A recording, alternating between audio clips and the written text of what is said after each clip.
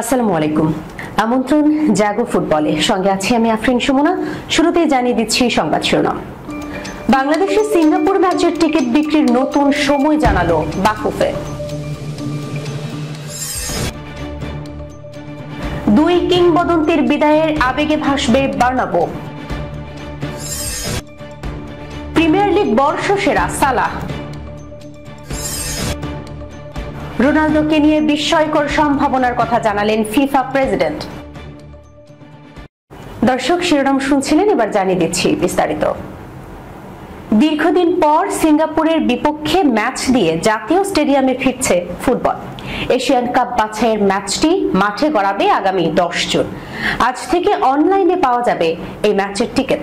শুরুতে বাফুফের পক্ষ থেকে জানানো হয়েছিল শনিবার দুপুর 12টা থেকে টিকিফাই.লাইভের টিকিট কেনা যাবে, কিন্তু বাফুফে আজ নতুন করে জানিয়েছে দুপুর 12টার পরিবর্তে বাংলাদেশ সিঙ্গাপুর ম্যাচের টিকিট অনলাইনে পাওয়া যাবে রাত 8টা থেকে।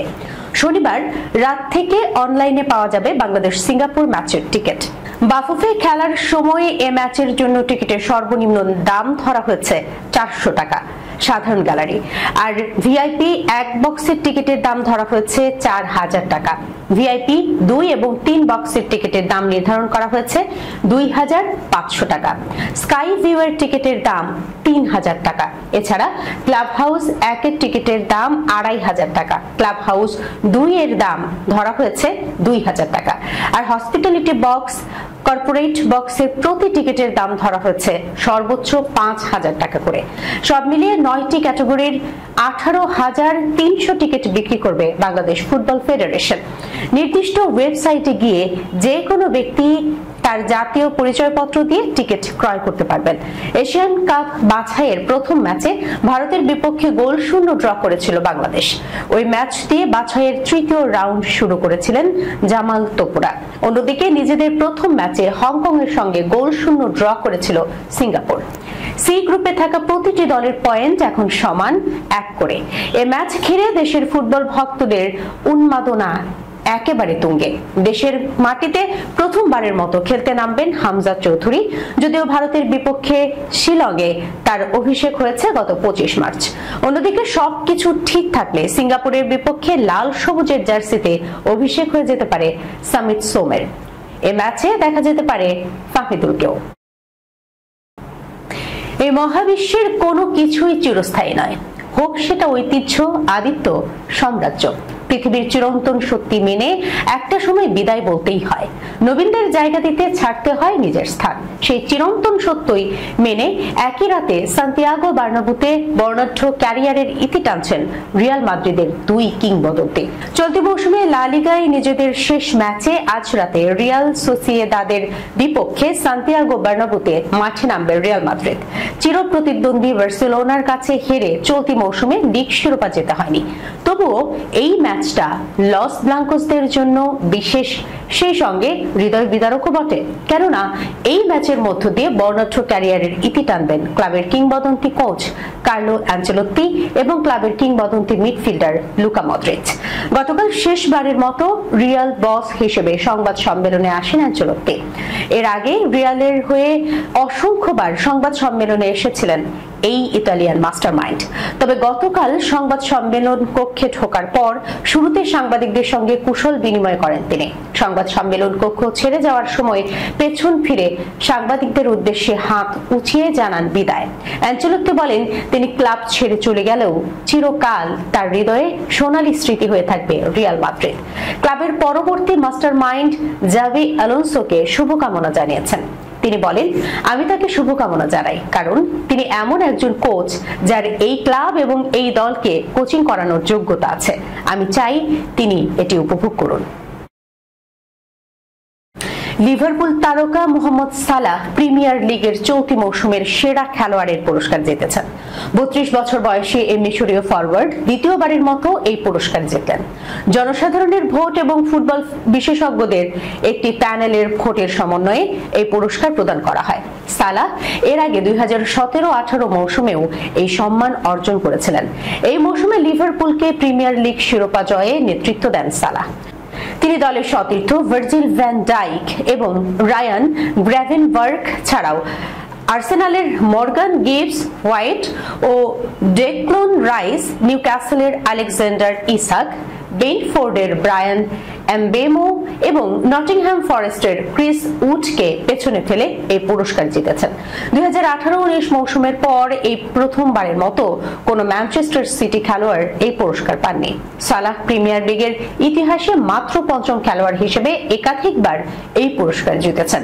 এর আগে থিয়েরি অরি, ক্রিস্টিয়ানো রোনালদো, নোমানজা ভিডিচ এবং কেভিন ডি ব্রুইনা দুইবার করে এই পুরস্কার জেতেন।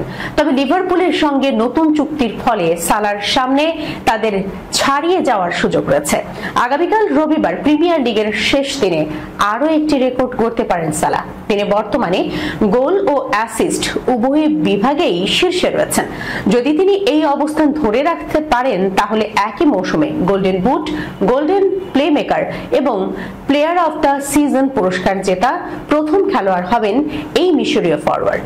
সালার রেকর্ড গড়া মৌসুম, চলতি মৌসুমটা অসাধারণ কেটেছে। তার অসাধারণ নৈপুণ্যে লিভারপুল জিতেছে প্রিমিয়ার লিগ শিরোপা। ব্যক্তিগত অর্জনেও পিছিয়ে নেই সালাহ। লিগে 28 গোলের পাশাপাশি 18টি অ্যাসিস্টও করেছেন। তার মোট 46টি গোলে অবদান, যা 38 ম্যাচের মৌসুমে সর্বোচ্চ রেকর্ড। সামগ্রিকভাবে প্রিমিয়ার লিগ ইতিহাসে 42 ম্যাচের মৌসুমে অ্যালেন শিয়ারার এবং অ্যান্ড্রু কোলের 47 গোল অবদানের রেকর্ড থেকে তিনি মাত্র এক ধাপ পিছিয়ে। এই মাসেই সালাহ তৃতীয়বারের মতো ফুটবল লেখকদের সংস্থার বর্ষসেরা ফুটবলার নির্বাচিত হয়েছেন, যেখানে তিনি 90% বেশি ভোট পেয়েছেন। যুক্তরাষ্ট্রে অনুষ্ঠিতব্য ফিফা ক্লাব বিশ্বকাপকে ঘিরেই ইতিমধ্যেই শুরু হয়ে গেছে ব্যাপক উত্তেজনা। বিশ্বের সেরা ক্লাব ও খেলোয়াড়দের অংশগ্রহণে জমে উঠবে এই প্রতিযোগিতা, এমন প্রত্যাশা সকলের। তবে সম্প্রতি এক বিস্ময়কর সম্ভাবনার জন্ম দিলেন ফিফা প্রেসিডেন্ট জিয়ান্নি ইনফান্তিনো। তিনি জানিয়েছেন এই টুর্নামেন্টে ক্রিস্টিয়ানো রোনালদো অংশ নিতে পারেন। এই ইঙ্গিতটি আসে আমেরিকান জনপ্রিয় ইউটিউবার আইশো স্পিডের একটি লাইভে, যেখানে অতিথি হিসেবে অংশ নেন ইনফান্তিনো। কথোপকথনের এক পর্যায়ে ক্লাব বিশ্বকাপের প্রসঙ্গ উঠলে ইনফান্তিনো বলেন, রোনালদো ক্লাব বিশ্বকাপের কোনো দলে খেলতে পারেন। ইনফান্তিনো নিশ্চিত করে বলেন, হ্যাঁ, ক্রিস্টিয়ানো রোনালদো ক্লাব বিশ্বকাপে খেলতে পারেন। কিছু ক্লাবের সঙ্গে এ নিয়ে আলোচনা চলছে। এখনো সময় আছে। কেউ যদি চায় রোনালদোকে দলে নিতে, তাহলে দেখা যাক কি হয়। এটা দারুণ মজার একটা ব্যাপার হবে। এই মন্তব্যের পর স্বাভাবিকভাবেই ফুটবল প্রেমীদের মধ্যে রোমাঞ্চ বেড়েছে। 39 বছর বয়সী রোনালদো এখনো আল নাসরের হয়ে খেলছেন এবং গোল করার ধারাবাহিকতা বজায় রেখেছেন। তার অভিজ্ঞতা ও জনপ্রিয়তা এই টুর্নামেন্টে বিশাল আকর্ষণ সৃষ্টি করবে। লাইভে কথা বলতে গিয়ে ইনফান্তিনো মেসি রোনালদো বিতর্কের প্রসঙ্গেও মুখ খুলেন। তিনি বলেন, দুজনেই অসাধারণ খেলোয়াড়। আপনি যদি পর্তুগিজ হন তাহলে রোনালদোকে ভালোবাসবেন, আপনি যদি আর্জেন্টাইন হন তাহলে মেসিকে, কিন্তু আপনি যদি একজন ফুটবল ভক্ত হন তাহলে দুজনকেই দেখতে চাইবেন। তিনি আরো যোগ করেন, আমি চাই মেসি ও রোনালদো একই সঙ্গে খেলুক। কল্পনা করুন, দুই কিংবদন্তি এক দলে, অসাধারণ একটা ব্যাপার হবে সেটা। আইশো স্পিড তখন মজা করে বলেন, আমার মনে হয় এটা একদিন হবে। ইনফান্তিনো হেসে জবাব দেন, হয়তো ফিফা দলের হয়ে রোনালদো ক্লাব বিশ্বকাপে অংশগ্রহণ যদি বাস্তব হয়, তবে সেটি হবে বিশ্ব ফুটবলে আরেকটি ঐতিহাসিক মুহূর্ত। মেসি যদি তখন একই টুর্নামেন্টে থাকেন, তবে রোমাঞ্চ আরো বেড়ে যাবে। দুই মহাতারকার দ্বৈরথ আবারও দেখা যাওয়ার সম্ভাবনা তৈরি হবে, তাও আমেরিকার মাটিতে। ফুটবল দুনিয়া এখনো অপেক্ষায়। রোনালদো কি সত্যিই ফিরবেন ক্লাব বিশ্বকাপে, নাকি এটি শুধুই ফিফা সভাপতির কল্পনার আভাস? সময় বলে দেবে। দর্শক, এই ছিল জাগো ফুটবলে। যাবার আগে সংবাদ শিরোনামগুলো জানিয়ে দিচ্ছি আরো একবার। বাংলাদেশে সিঙ্গাপুর ম্যাচের টিকিট বিক্রির নতুন সময় জানালো বাফুফে। দুই কিংবদন্তির বিদায়ের আবেগে ভাসবে বার্নাব্যু। প্রিমিয়ার লিগ বর্ষসেরা সালাহ। রোনালদোকে নিয়ে বিস্ময়কর সম্ভাবনার কথা জানালেন ফিফা প্রেসিডেন্ট। এখনকার মতো এই পর্যন্তই। এতক্ষণ সঙ্গে থাকার জন্য ধন্যবাদ সবাইকে। আল্লাহ হাফেজ।